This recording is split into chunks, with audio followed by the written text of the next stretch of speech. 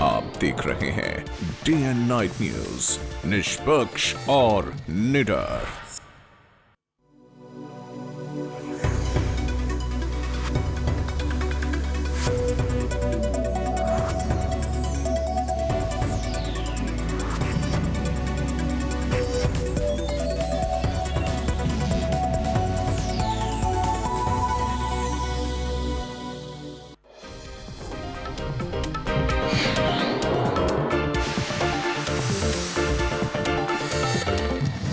ਦਿੱਲੀ ਅਤੇ ਪੰਜਾਬ ਸਣੇ ਉੱਤਰ ਭਾਰਤ ਵਿੱਚ ਭੂਚਾਲ ਦੇ ਤੇਜ਼ ਝਟਕੇ ਮਹਿਸੂਸ ਕੀਤੇ ਗਏ ਸੀ। ਇਸ ਤੋਂ ਪਹਿਲਾਂ ਪਟਨਾ, यूपी, ਬਿਹਾਰ, ਝਾਰਖੰਡ, ਕੋਲਕਾਤਾ, ਹਿਮਾਚਲ ਪ੍ਰਦੇਸ਼, ਚੰਡੀਗੜ੍ਹ ਅਤੇ ਹੋਰ ਕਈ ਥਾਵਾਂ ਤੇ ਭੂਚਾਲ ਦੇ ਝਟਕੇ ਮਹਿਸੂਸ ਕੀਤੇ ਗਏ ਹਨ। ਜ਼ਿਕਰਯੋਗ ਹੈ ਕਿ ਨੇਪਾਲ ਦਾ ਕੁਡਾਰੀ ਭੂਚਾਲ ਦਾ ਕੇਂਦਰ ਸੀ ਅਤੇ ਇਹ ਜ਼ਮੀਨ ਦੇ 19 ਕਿਲੋਮੀਟਰ ਅੰਦਰ ਸੀ। ਨੇਪਾਲ ਵਿਖੇ ਰਿਕਟਰ ਪੈਮਾਨੇ ਤੇ ਭੂਚਾਲ ਦੀ ਤੀਬਰਤਾ 7.4 ਮਾਪੀ ਗਈ ਹੈ, ਜਦਕਿ ਅਫਗਾਨਿਸਤਾਨ 'ਚ 6.9 तीव्रता ते भूचाल की तीव्रता दर्ज की गई है। उधर केंद्रीय गृह मंत्री राजनाथ सिंह ने कहा कि भारत नेपाल की हर संभव सहायता करेगा। कई थावां ते भूचाल कारण लोग अपने घरां, दफ्तरां ते दुकानां चों बाहर निकल के खुलियां थावां वल जांदे दिखाई दिते।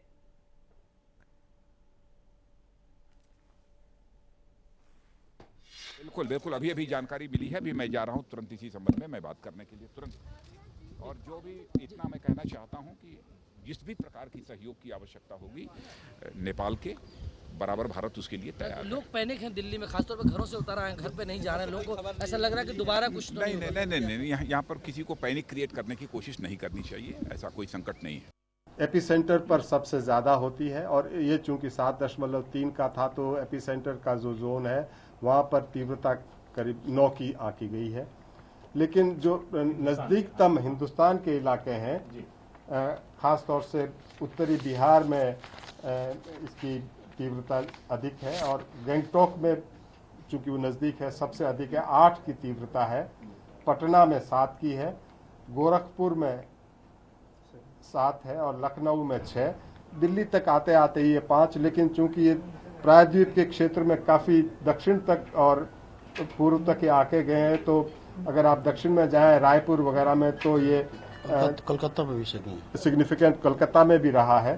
तो लेकिन 2 से 3 की झटके जो तीव्रता है वो काफ़ी दूर तक देखी गई। निश्चित रूप से आफ्टर शॉक्स चलते रहेंगे, न केवल आज बल्कि आने वाले सप्ताहों और महीनों में ये आफ्टर शॉक्स आते रहेंगे, क्योंकि ये भी बड़ा भूकंप है। आफ्टर शॉक रहेंगे।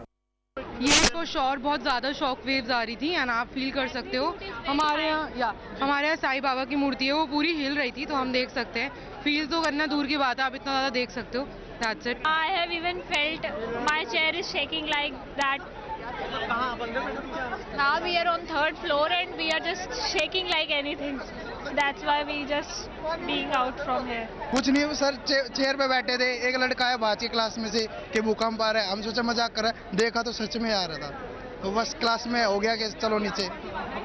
कितनी देर का था सर? जस्ट 1-2 सेकंड, नहीं ज्यादा नहीं था। काफी देर तक आया है। फोटोज हमारी चेयर्स वगैरह, पानी की बोतल रखी हुई थी, वो सब हिल रहा था। हाँ, मतलब जैसे अर्थक्वेक में हल्का स्टार्टिंग में होता है वैसे ही फील हो रहा था। तो हम अपना वर्क कर रहे थे तो एकदम बहुत तेज आया, तो हमें फील हुआ, तो हम इसलिए नीचे आ गए। सर मैंने हल्का फील किया था अभी थोड़ी देर पहले। तो आप उस टाइम क्या कर रहे थे? मैं सर यहाँ पे हमारा स्टॉल लगा हुआ है, इधर काम कर रहा था। वही सेम ही, हम साथ में काम कर रहे थे। हल्का सा फील हुआ भूकंप सा, एकदम से झटका लगा, हमारा किट वगैरह भी गिर गया। एक आध हल्का सा हुआ था, एकदम ऐसे हिलने सा लग गया था। बस अभी से ऑलमोस्ट 40-45 मिनट पहले आया था। ਤੇ ਉਧਰ ਲੋਕ ਸਭਾ 'ਚ ਕਾਂਗਰਸ ਨੇ ਰੱਜ ਕੇ ਹੰਗਾਮਾ ਕੀਤਾ। ਅਮੇਠੀ ਫੂਡ ਪਾਰਕ ਨੂੰ ਲੈ ਕੇ ਸੰਸਦ ਮੈਂਬਰਾਂ 'ਚ ਖੂਬ ਹੰਗਾਮਾ ਹੋਇਆ। ਇਸ ਮਾਮਲੇ 'ਚ ਪੰਜਾਬ ਦੇ ਬਠਿੰਡਾ ਤੋਂ ਲੋਕ ਸਭਾ ਮੈਂਬਰ ਹਰਸਿਮਰਤ ਕੌਰ ਬਾਦਲ ਨੇ ਬਹਿਸ ਕੀਤੀ। Ministry is implementing a mega food park scheme to create modern infrastructure for food processing sector in the country. Under this scheme, a mega food park was granted in principal approval on 24th September 2010 to Messrs. Shaktiman Mega Food Park Private Limited for setting up a project at Jagdishpur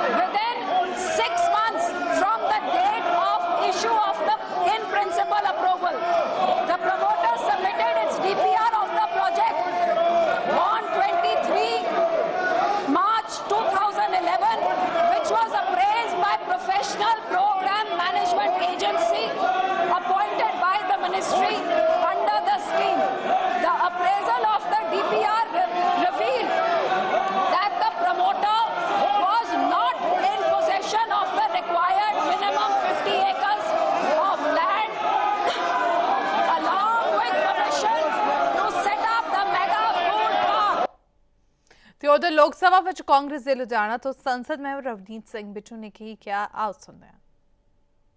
आपके माध्यम से संसद का और सरकार का ध्यान पंजाब में लुधियाना और मंडी गोविंदगढ़ जो स्टील इंडस्ट्री है उस तरफ लेकर जाना चाहता हूं।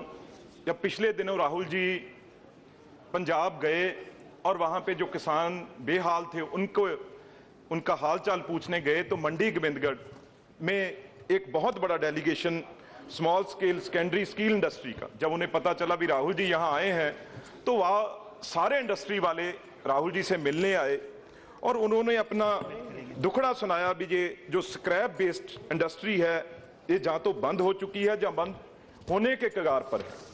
तो मैडम इस वजह के कारण शहरों में आसपास गांव में बहुत ही नौजवान बेरोजगार हुए, जिसकी वजह से आज क्राइम रेट तो बड़ा ही बड़ा, जैसे मैं आंकड़ा बाबा रामदेव जी ने भी बोला 80% नौजवान ड्रग्स पे आ गए। मैम ये कोई गलत बात नहीं, गलत बात है नहीं, उनके नाम मत लो, आप अपनी बात बोलो। 80% नौजवान ड्रग्स पे हैं, तो इसका अच्छा होता यहाँ पे मंत्री जी हरसिमरत उसकी बात अगर करते तो हर माँ बाप का सपना होता है मैम भी उन्हें रोजगार मिले, ठीक है, रोजगार का मौका मिले।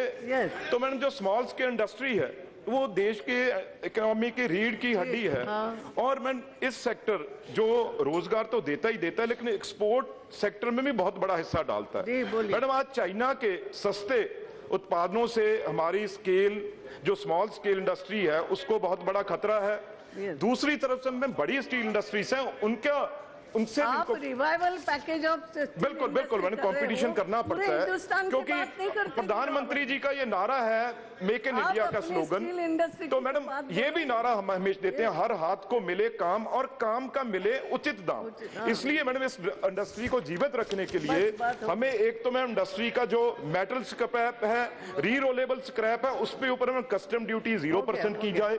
बाबूलाल चौधरी आए मैडम चाइना में क्योंकि बहुत बड़ा स्टील है यहाँ पे देश में डंप होता है मैडम एंटी डंपिंग ड्यूटी लगाई जाए। और तीसरा मैडम जो एक्साइज इंसेप्शन है वो 1.5 करोड़ है उसको बढ़ा के ma'am 5 crore excise Inception limit बढ़ाई जाए 5 करोड़ तक। उधर फिरोजपुर तो लोक सभा मैंबर शेर सिंह बाया ने की है सरहद उत्ते नवी कंडियाली तार लगाई गई है पर पुरानी तार ਨੂੰ हटाया नहीं है।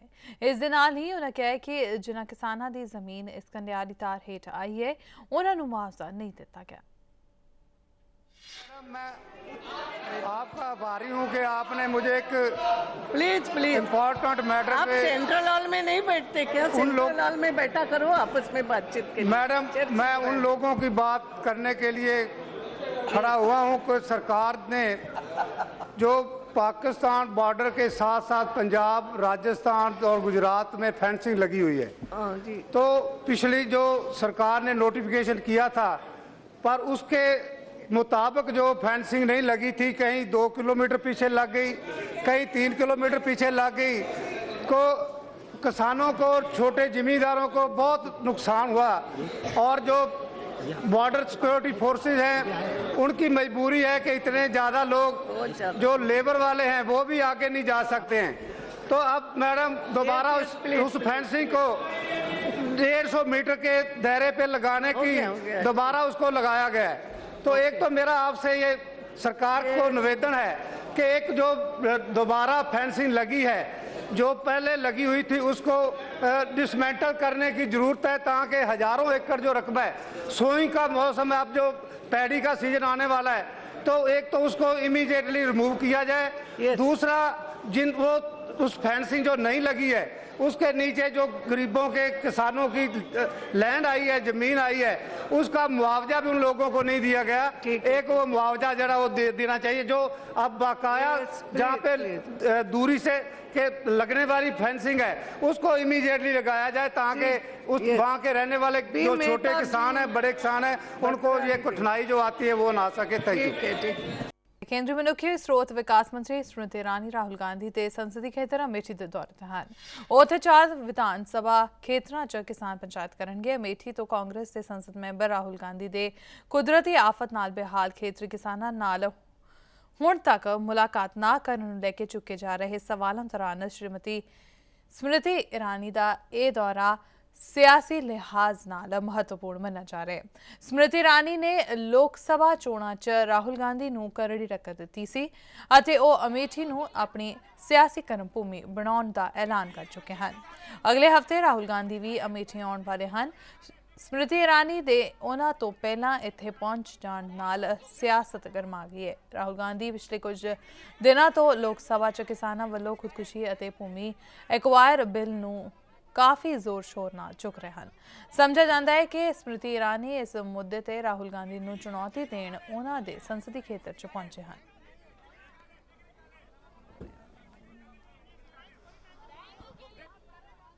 कांग्रेस के समय में न रेल के लिए कोई मंजूरी मिली थी, कांग्रेस के समय में न बिजली का कोई प्रावधान था, कांग्रेस के समय में न पानी की कोई व्यवस्था थी। आज है कि कांग्रेस की 3 पीढ़ियां अमेठी रायबरेली में ऊंचाहार की ट्रेन की बात करती रही, लेकिन जो 3 पीढ़ियों ने वादा किया, सपने दिखाए, उन सपनों को साकार करने की क्षमता मात्र नरेंद्र मोदी की सरकार में है। ਤੇ ਉਧਰ ਅੰਮ੍ਰਿਤਸਰ ਦੇ ਆਦਰਸ਼ ਨਗਰ 'ਚ ਬਣੇ ਧੋਬੀ ਘਾਟ 'ਚ ਇਮਾਰਤ ਦੀ ਛੱਤ ਡਿੱਗਣ ਕਾਰਨ ਬੱਚਿਆਂ ਦੀ ਮੌਤ ਹੋ ਗਈ ਹੈ। ਇੱਥੇ 2 ਬੱਚਿਆਂ ਦੀ ਮੌਤ ਹੋਈ ਹੈ ਜਦਕਿ ਉਹਨਾਂ ਦੇ ਮਾਪੇ ਗੰਭੀਰ ਜ਼ਖਮੀ ਹੋਏ ਹਨ। ਇਹ ਘਟਨਾ ਬੀਤੀ ਰਾਤ ਦੀ ਹੈ। ਇਹ ਪ੍ਰਵਾਸੀ ਪਰਿਵਾਰ ਜਿਸ ਇਮਾਰਤ 'ਚ ਸੋ ਰਿਹਾ ਸੀ ਉਸ ਦੀ ਛੱਤ ਕੱਚੀ ਸੀ। ਅਚਾਨਕ ਛੱਤ ਡਿੱਗੀ ਅਤੇ ਉਸ ਦੇ ਮਲਬੇ ਹੇਠਾਂ ਦਬ ਕੇ ਪ੍ਰਵਾਸੀ ਮਜ਼ਦੂਰ ਸੰਜੇ ਮਿਸ਼ਰਾ ਦੇ ਦੋਵੇਂ ਬੱਚਿਆਂ ਦੀ ਮੌਤ ਹੋ ਗਈ ਜਦਕਿ ਉਹ ਖੁਦ ਅਤੇ ਉਸ ਦੀ ਪਤਨੀ ਗੰਭੀਰ ਜ਼ਖਮੀ ਹੋਏ ਹਨ। ਦੋਵਾਂ ਨੂੰ ਅੰਮ੍ਰਿਤਸਰ ਦੇ ਇੱਕ ਨਿੱਜੀ ਹਸਪਤਾਲ 'ਚ ਦਾਖਲ ਕਰਵਾਇਆ ਗਿਆ ਹੈ।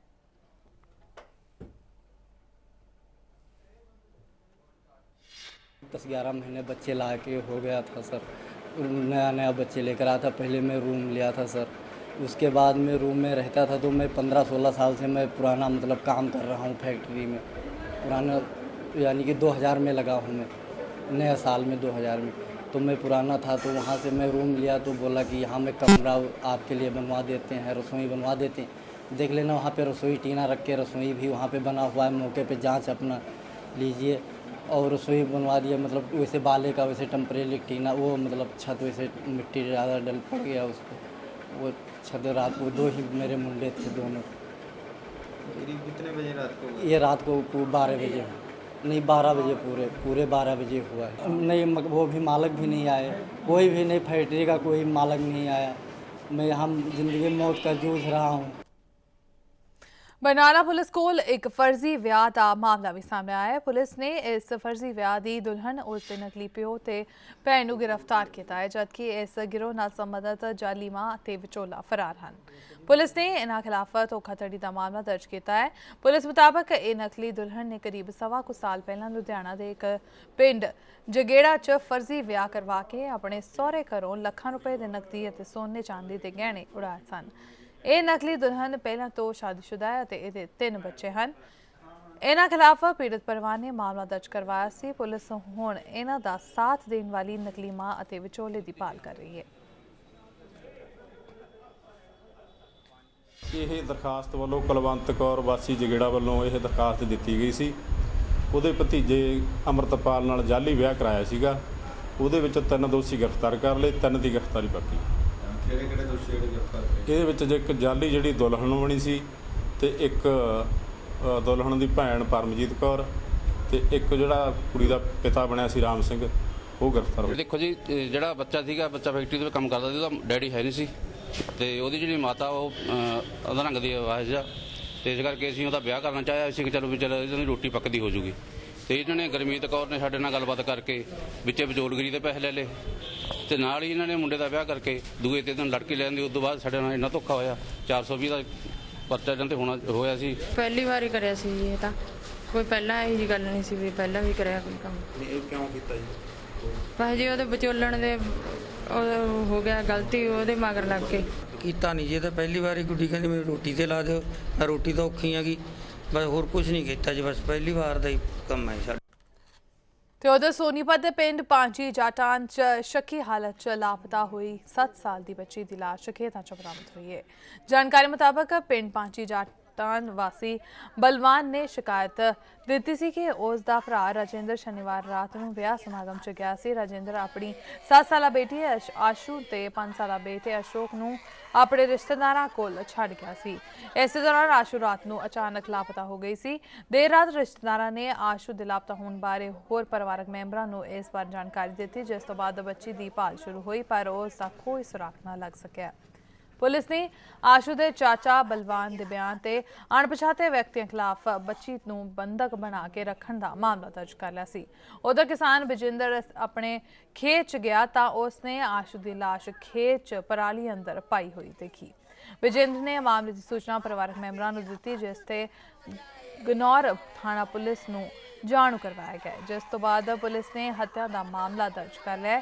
बच्ची के गले ते निशान मिलने नाल यह अंदाजा लाया जा रहा है कि उसकी गला घुट के हत्या की गई है। हाँ, परसों सूचना आई थी हमारे पास दिन में, तो इस पर FIR दर्ज कर ली थी और तलाश कर रहे थे हम। आज सूचना मिली कि इसकी डेड बॉडी खेतों में पड़ी है, तो आए हैं और FSL की टीम से इंस्पेक्शन करवाया है स्कोट का और उसके बाद पोस्टमार्टम के लिए बॉडी भेजी है और जैसे ही रिपोर्ट आएगी उसके आधार पर कार्रवाई। अब मौके पर जैसे आए हो तो क्या मामला सामने आया, क्या पाया आपने?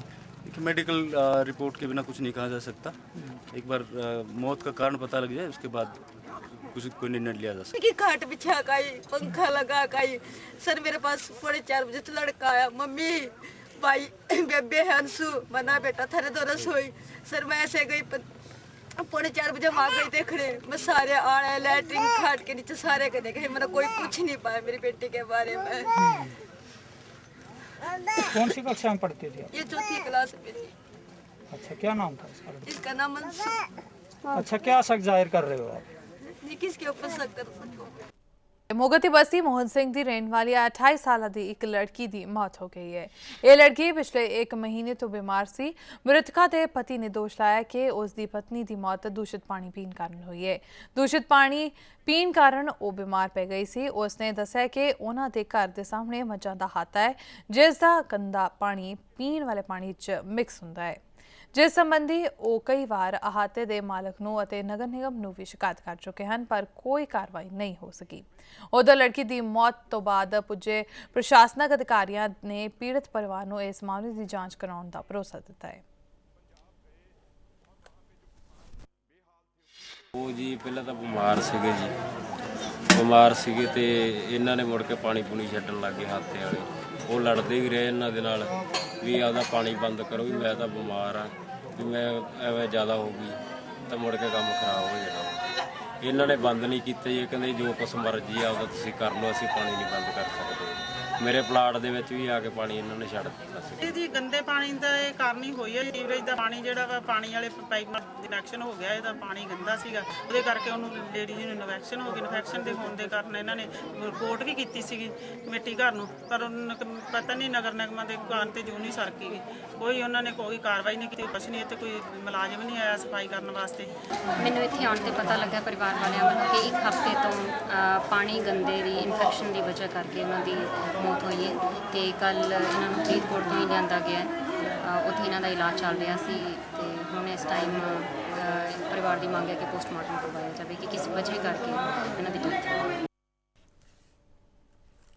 मोगा पुलिस ने चोरी के 2 मोटरसाइकिलों समेत 5 नौजवानों को गिरफ्तार करने का दावा किया है। पुलिस ने इन्होंने नौजवानों की निशानदेही से 5 होर मोटरसाइकिल समेत 3 जणियां नूं गिरफ्तार किया है। पुलिस मुताबिक उन्होंने सूचना मिली सी कि कुछ वाहन चोर स्कूटर मंडी च चोरी के मोटरसाइकिल वेचण आ रहे हैं, जिसते पुलिस ने नाकाबंदी करके इन्होंने गिरफ्तार किया है। पुलिस ने मुलजमां ते ਨੂੰ ਅਦਾਲਤ 'ਚ ਪੇਸ਼ ਕਰਕੇ ਰਿਮਾਂਡ ਹਾਸਲ ਕੀਤੀ ਹੈ। ਪੁਲਿਸ ਮੁਤਾਬਿਕ ਇਹਨਾਂ ਤੋਂ ਪੁੱਛਗਿੱਛ ਦੌਰਾਨ ਕਈ ਵੱਡੇ ਖੁਲਾਸੇ ਹੋਣ ਦੀ ਸੰਭਾਵਨਾ ਹੈ।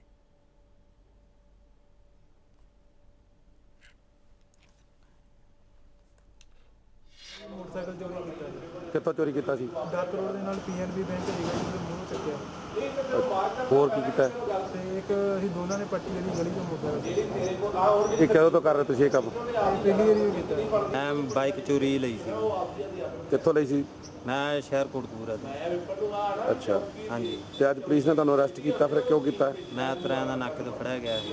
ਮੇਰੇ ਕੋਲ ਕਾਪੀ ਕਾਗਜ਼ ਹੈ ਨਹੀਂ ਸੀ। ਤੇ ਤੁਹਾਨੂੰ ਪਤਾ ਸੀ ਮੋਟਰਸਾਈਕਲ ਚੋਰੀ ਦਾ?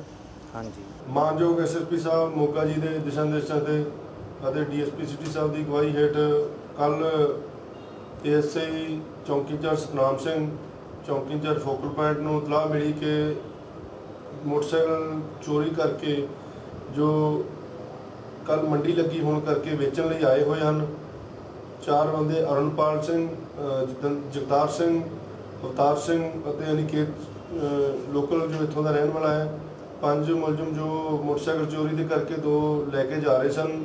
ਟਾਊਨ ਪੈਲੇਸ 'ਚ ਨਾਕਾ ਲਗਾਇਆ ਗਿਆ। ਨਾਕਾ ਲਾ ਕੇ ਉਹਨਾਂ ਨੂੰ ਮੌਕੇ ਤੇ ਕਾਬੂ ਕੀਤਾ ਗਿਆ। ਕਾਬੂ ਕਰਨ ਬਾਅਦ ਉਹਨਾਂ ਦੀ ਪੁੱਛਗਿੱਛ ਤੋਂ ਬਾਅਦ ਉਹਨਾਂ ਨੇ 4 ਮੋਟਰਸਾਈਕਲ ਹੋਰ ਜਿਹੜੇ ਬਰਾਮਦ ਕਰਾਏ। ਮੁਕੱਦਮਾ ਨੰਬਰ ਦਰਜ ਕੀਤਾ ਗਿਆ ਹੈ। ਹੋਰ ਤਫਤੀਸ਼ ਜਾਰੀ ਹੈ। ਅੱਜ ਇਹਨਾਂ ਨੂੰ ਪੇਸ਼ ਅਦਾਲਤ ਕੀਤਾ ਜਾਵੇਗਾ ਅਤੇ ਇਹਨਾਂ ਦਾ ਪੁਲਿਸ ਰਿਮਾਂਡ ਲੈਣ ਤੋਂ ਬਾਅਦ ਅਗਲੀ ਕਾਰਵਾਈ ਅਮਲ 'ਚ ਲਿਆਂਦੀ ਜਾਵੇਗੀ। ਮਾਲਵਾ ਸਾਹਿਤ ਸਭਾ ਬਰਨਾਲਾ ਨੇ ਇੱਕ ਸਾਹਿਤਕ ਸਮਾਗਮ ਕੀਤਾ ਜਿਸ 'ਚ ਪੰਜਾਬ ਭਰ ਤੋਂ ਕਵੀਆਂ, ਲੇਖਕਾਂ ਅਤੇ ਆਲੋਚਕਾਂ ਨੇ ਵਿਸ਼ੇਸ਼ ਤੌਰ ਤੇ ਸ਼ਿਰਕਤ ਕੀਤੀ। ਇਸ ਸਾਹਿਤਕ ਸਮਾਗਮ ਵਿੱਚ ਨੌਜਵਾਨ ਲੇਖਕ ਜਗਜੀਤ ਸਿੰਘ ਵਜ਼ੀਰ ਦੀ ਕਾਵ ਪੁਸਤਕ ਪੀਣਾ ਦੇ ਅੰਗ ਸੰਗ ਦਾ ਲੋਕ ਅਰਪਣ ਕੀਤਾ ਗਿਆ ਅਤੇ ਸ਼ਾਇਰ ਜਗਤਾਰ ਸੇਖੋਂ ਦੀ ਪੁਸਤਕ ਸਰਗੀ ਵੇਲਾ ਉੱਪਰ ਵਿਚਾਰ ਗੋਸ਼ਟੀ ਕੀਤੀ ਗਈ। ਇਸ ਮੌਕੇ ਕਈ ਲੇਖਕਾਂ ਨੂੰ ਸਨਮਾਨਿਤ ਵੀ ਕੀਤਾ ਗਿਆ। ਇਸ ਮੌਕੇ ਆਏ ਸਾਹਿਤਕਾਰਾਂ ਨੇ ਆਪਣੇ ਵਿਚਾਰ ਪੇਸ਼ ਕੀਤੇ। ਉਹਨਾਂ ਦੱਸਿਆ ਕਿ ਉਹ ਭਵਿੱਖ ਵਿੱਚ ਵੀ ਚੰਗੇ ਆਲੋਚਕਾਂ ਤੋਂ ਸੇਧ ਲੈ ਕੇ ਚੰਗਾ ਸਾਹਿਤ ਸਿਰਜਦੇ ਰਹਿਣਗੇ। ਸਾਹਿਤ ਸਭਾ ਦੇ ਮੈਂਬਰਾਂ ਨੇ ਦੱਸਿਆ ਕਿ ਨੌਜਵਾਨਾਂ ਨੂੰ ਚੰਗੀ ਸਾਹਿਤ ਸਿਰਜਣਾ ਵੱਲ ਪ੍ਰੇਰਿਤ ਕਰਨ ਦੇ ਮਕਸਦ ਨੂੰ ਲੈ ਕੇ ਹੀ ਇਸ ਦੇ ਉਪਰਾਲੇ ਕੀਤੇ ਜਾਂਦੇ ਹਨ ਤਾਂ ਜੋ ਨੌਜਵਾਨ ਪੀੜ੍ਹੀ ਵੀ ਚੇਤਨ ਹੋ ਕੇ ਸਾਹਿਤ ਪ੍ਰਤੀ ਸੁਹਿਰਦ ਹੋ ਸਕੇ।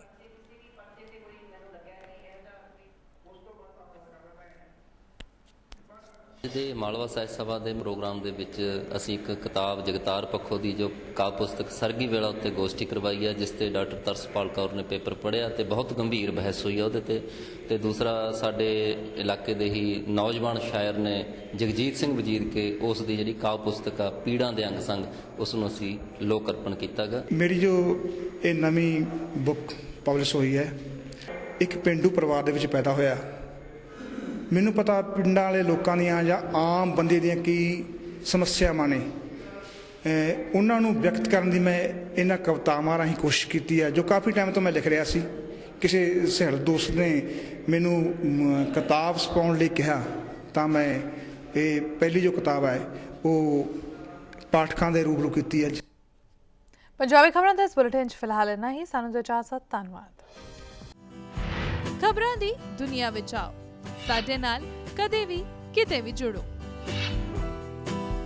ਆਪਾਂ ਮਿਲਾਂਗੇ ਫੇਸਬੁੱਕ ਤੇ, ਅਸੀਂ ਦਿਖਾਂਗੇ YouTube ਤੇ, ਸਾਨੂੰ ਫੋਲੋ ਕਰੋ ਟਵਿੱਟਰ ਤੇ। ਖਬਰਾਂ ਨਾਲ ਜੁੜੇ ਰਹੋ ਦਿਨ ਰਾਤ।